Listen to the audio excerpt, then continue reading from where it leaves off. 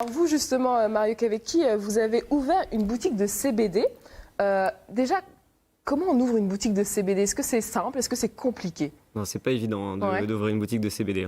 Non, parce qu'on doit avoir toute une législation en fait, qui tourne autour du cannabis et il faut rentrer dans le cadre. Voilà. Donc ça implique beaucoup de choix à faire et de bons choix à faire. Et justement, par rapport à ce que disait le professeur, le cannabis souffre d'une mauvaise image en France. Exactement. Et c'est quelque chose que vous portez? Oui, en fait, on essaie justement, à travers nos boutiques, par exemple, de changer un peu l'image du cannabis. On essaie de le présenter sous une forme beaucoup plus saine, à travers, par exemple, l'image du bien-être. On parle beaucoup plus de chanvre que de cannabis dans notre activité.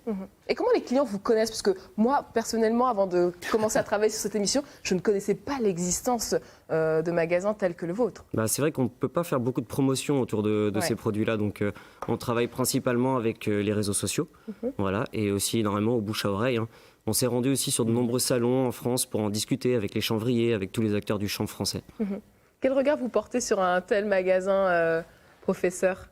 Un regard tout à fait positif, parce que c'est la partie du produit cannabis qui n'a pas de toxicité. Voilà.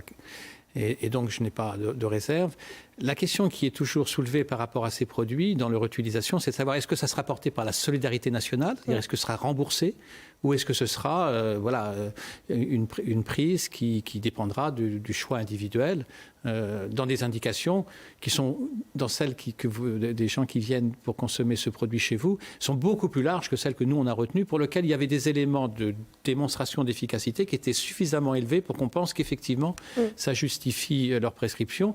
D'autres prennent ces produits parce que voilà, on leur a dit que ça leur ferait quelque chose, donc ils le prennent. Certains sont contents, ils continuent. D'autres, mais on ne peut pas simplement sur des témoignages individuels pouvoir dire exactement quel est le poids, surtout par rapport à toute autre prise en charge thérapeutique. Justement, Mario, pourquoi les gens viennent vous voir? Pour quel type de mots On va retrouver toutes sortes de mots, mais on a beaucoup de gens qui viennent pour des douleurs, principalement. Je pense que c'est les plus grands mots, puis le stress également. Puis on a toute une catégorie de consommateurs qui viennent pour des problèmes d'addiction ou des problèmes de sommeil. Donc on va retrouver vraiment toute forme de pathologie en fait, à travers nos consommateurs. Ils sont plutôt jeunes, plutôt âgés en général? On a une majorité de seniors, principalement de seniors. Mais on a aussi une clientèle assez jeune.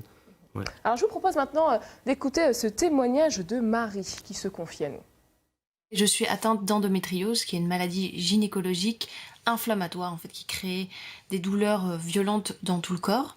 J'utilise le cannabis thérapeutique depuis plusieurs années maintenant pour atténuer les symptômes de la maladie. J'utilise le cannabis sous plusieurs formes, que ce soit en vaporisation, en huile ou en massage.